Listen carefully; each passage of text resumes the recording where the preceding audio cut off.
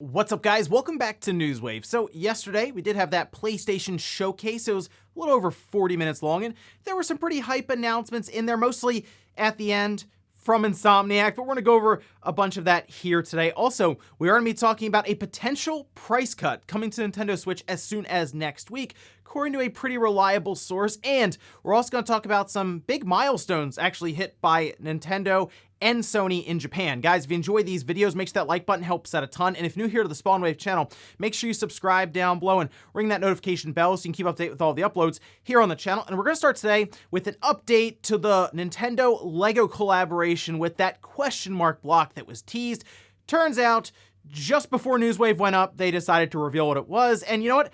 I wasn't actually expecting this. Take a look here. This was posted up on lego.com. That's right. It's a Super Mario 64 question mark block, and it's interesting because it opens up and you have a couple of different worlds from Super Mario 64 represented here. It's kind of a nice showpiece, I guess, to put on a shelf, and you can close it up and all of this.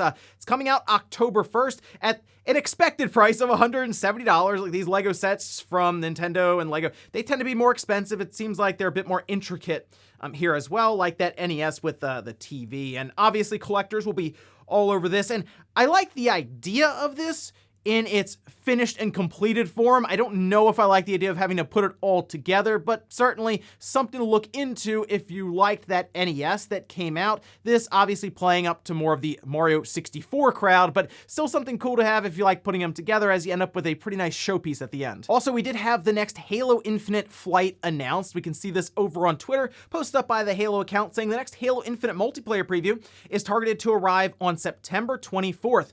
All fully registered Halo Insider profiles as of September 13th are eligible to participate. I recommend, if you want to take part in this flight, go do that now or very, very soon. It does not take long at all to sign up over on Halo Insider, and then you'll be ready to go. The last flight was okay. I mean, we just played against bots. There's about 30 minutes where they decided to just turn on PvP, and I got into like one match, and that was kind of it. This time, however, there is anticipation that not only will we be playing as other people, we'll be doing that in large-scale battles. According to Windows Central, we could be looking at a test for the 12v12 big team battle, and that would be a lot of fun, mostly because 8v8 was already mayhem as it was. Now you do 12v12, yeah, and then you throw vehicles in, which we have some new vehicles to check out, so that could be exciting, and I'm looking forward to this. I know Halo still feels like it's a ways off because it's in December, but I guess if we get these flights every month or so, somewhere in there, at least it'll help to kind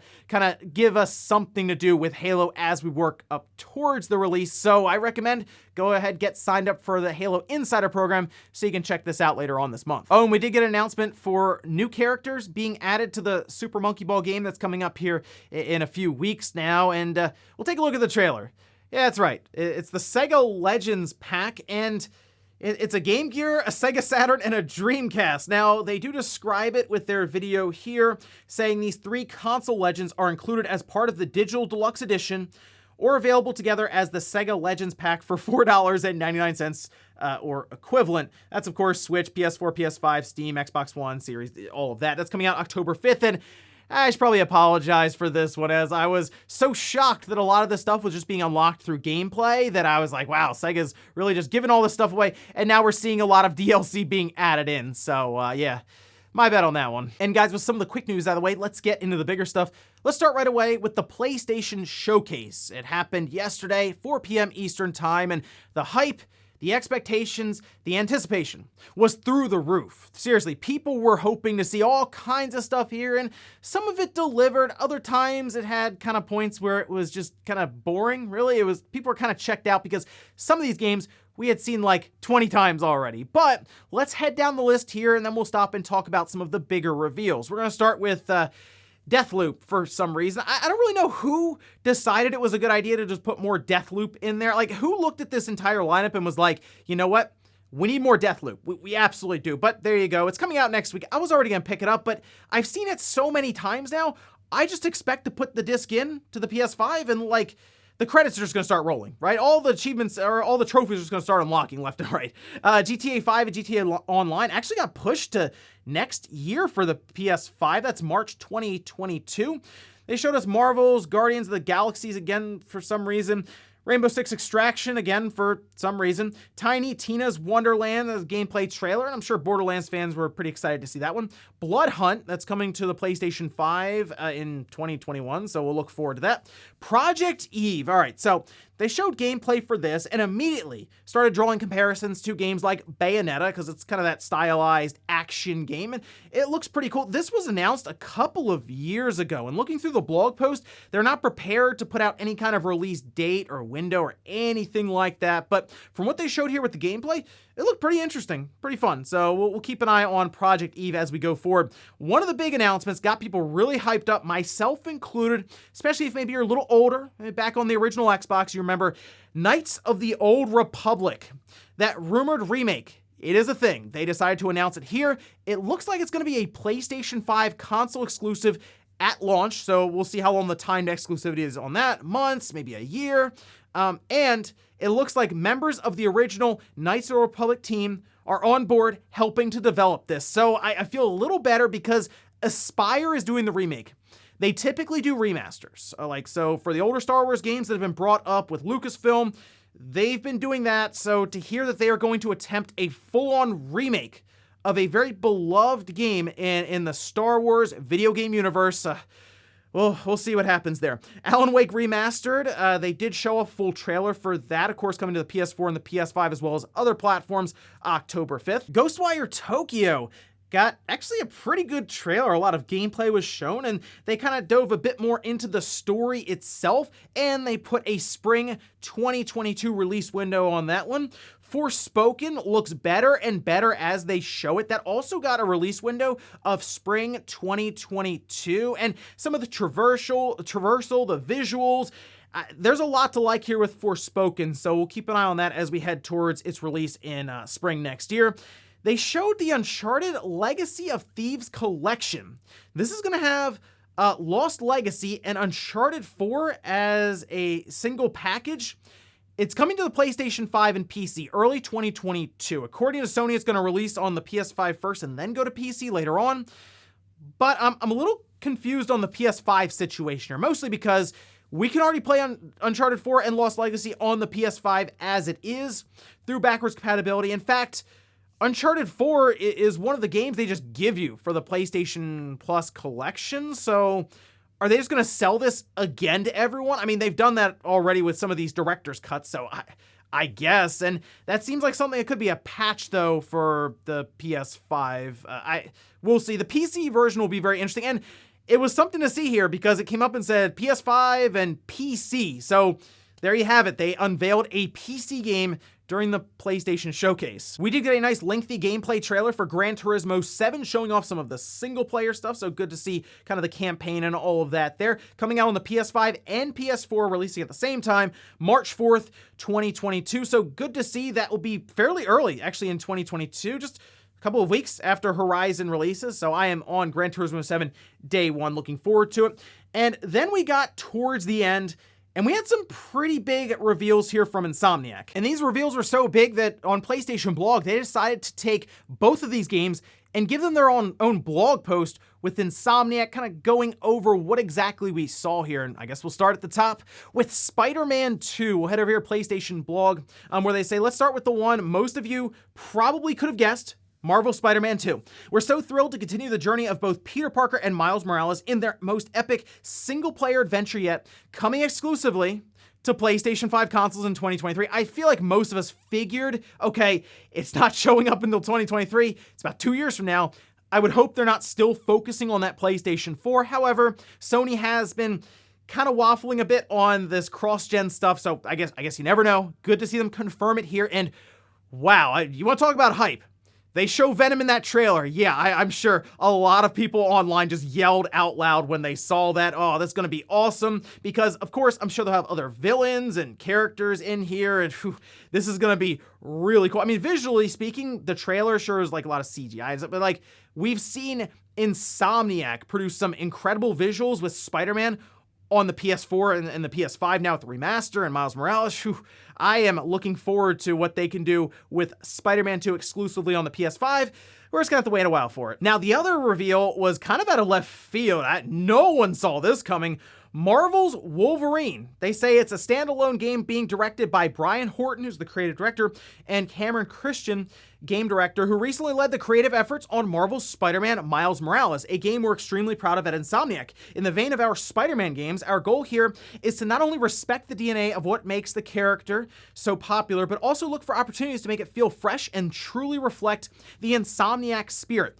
Even though Marvel's Wolverine is very early in development, from what I've seen of its emotional narrative and cutting-edge gameplay, see what I did there? The team is already creating something truly special. Can we just say it now? Insomniac is Sony's best studio. Like, they've held up kind of the beginning of the PlayStation 5 generation with some of their titles, Spider-Man, Miles Morales, and Ratchet and Clank. And now we're already hearing about 2 other projects that they're going to be working on. Granted, I think they kind of showed us these to let us know what they're going to be doing, because we're probably not going to see them again for a while now. I mean, if Spider-Man's not out to 2023, and then let's say Wolverine's after that, even if it's in very early development, they kind of just threw the stuff out there, and now they're out the door, and like, we'll see you guys in a couple of years. But at this point, Insomniac, for what Sony got them for, which I think was a little over $220 million, it might have been one of the best acquisitions in gaming. And then to wrap things up, we did have our first real look at God of War Ragnarok. And I saw some people kind of split on this one, because I feel like there was this thought that it was going to massively blow people away. But we've been through this a lot with streams in general. Like, you see a game through stream, it's compressed and all this, and it just doesn't necessarily blow you away visually speaking. But if you check out the God of War Ragnarok trailer a bit more, you can see when they're going through town stuff is very popular. There's a lot going on in terms of details, and most people, I feel like, are really looking towards the continuation of the story and the characters themselves. But it still looked really good, and I'm looking forward to God of War Ragnarok, and I don't think they showed us some of the bigger events that are going to be happening in this game. This is certainly something to just kind of get us ready for God of War Ragnarok coming up in 2022. That was one of the biggest things about this presentation from Sony and the showcase. There wasn't a lot of confidence necessarily around release dates or even release windows to the point where they can give them to us. I mean, sure, Spider-Man 2 2023, it's like 2 years away. I'm sure they could give that one out, but others, like God of War Ragnarok, they didn't even put like the year on it. And apparently that was delayed out of this year, so you figure they would definitely be able to say 2022. I guess at least they could give us that solid release date for Gran Turismo. And looking back at this entire presentation, they had some good announcements in there, but a lot of it was saved for the last 10 minutes because most people tuned into the PlayStation Showcase to see stuff from Sony. And that was like in the last little bit of the show overall. Certainly it delivered, but there was another 30 minutes that I feel like a lot of people are just going to kind of forget about or look past. Of course, Knights of the Republic remake, sure, but certainly from Sony's side, the things they showed here did build a lot of hype and excitement. It's just going to be a while before we see some of these games come out, like Spider-Man 2 or even Wolverine. Otherwise, though, I thought the show was okay, and we'll see what you guys thought about this show in the poll later on. Next up, let's talk about a potential price cut for the Nintendo Switch. We haven't seen one yet. Nintendo's always kept it at $300, and that's kind of it. And it's continued to sell, so it's kind of like, why do you drop the price if it's going to keep selling? Well, it looks like a reliable source is saying we could see a fairly substantial price cut in the week coming up. We can see this over on Twitter. This is translated using Google Translate from Nintendo Alerts, who is very reliable in the past with a lot of these different retail listings and SKUs and even prices, saying the Nintendo Switch console is expected to drop from Monday and sell for around 270 euros. Now, from what I've seen, the price was originally 330 euros. So, I mean, that's a pretty big drop there. They say this is the first drop since the release in March 2017. And a lot of people are looking at this and saying, okay, the price drop and what we compare it to in places like the US from 300 would go down to about $250. Now, because the price drop is so substantial, there in one region, you figured it would be something that's going to be really applied across the board, and we could potentially be seeing a $250 Nintendo Switch next week. Now, the reason I'm bringing this up here is because if this ends up being a thing next week, it'd be a shame if you bought the Switch this weekend, wouldn't it? So I figured it was at least worth bringing up just so you can see what happens here as we go along over the next couple of days. We're anticipating a Direct to be coming up in the next week or two. I kind of think we're seeing the Direct next week. I mean, that's just what I think is going to happen. And sure, maybe they have a price cut early in the week and then they advertise it once again in the Direct. And a $250 price for the regular Switch, I mean, it makes sense because according to them, the Switch Lite isn't going to move in its price and it's at $200. So why would it? It's already pretty cheap. So the Switch Lite at $200, the regular Switch at $250, and then the OLED at $350. Maybe we get to a point where this original Switch is phased out. The OLED comes down to about $300, and then we have basically what we have now with the regular Switch just being replaced by the OLED, and eventually Nintendo continues to build onto their family of devices, their Switch systems, with some other device maybe above that 300 mark. Maybe that fabled Switch Pro becomes a thing, or maybe it's looked at as more of a next-gen Switch. Again, the family of devices is the key phrase from Nintendo and how they are going to handle the next couple of years as we go along with not only pricing, but also models. And in our last bit of news, let's talk about the Famitsu sales charts in Japan that gives us a look as to how sales are going with games in Japan week to week. And we had a couple of big milestones that were reached here by the Switch and by the PlayStation 5. Let's head over here though. First, for the game side of things, we have the top 10, starting with Ring Fit Adventure, which, I mean, that's pretty good to see Ring Fit Adventure there at the top. By the way, it's coming up on 3 million sold just in Japan, so that's pretty impressive for Ring Fit Adventure there. Mario Kart 8 Deluxe, just reminding me that I'm never getting Mario Kart 9. There you go. Minecraft on the Switch. We have Momotaro, Super Smash Bros. Ultimate. We have a piece of Blue Glass Moon from the PS4 at number 6. Super Mario 3D World plus Bowser's Fury at 7. Pokemon Sword and Shield at 8. Then we have Clubhouse Games and Super Mario Party rounding out the top 10. Moving over to the hardware, the Nintendo Switch was at the top, nearly 61,000 units. That does bring the Switch itself lifetime to date over 21 million units sold in Japan. That's faster now than the 3DS.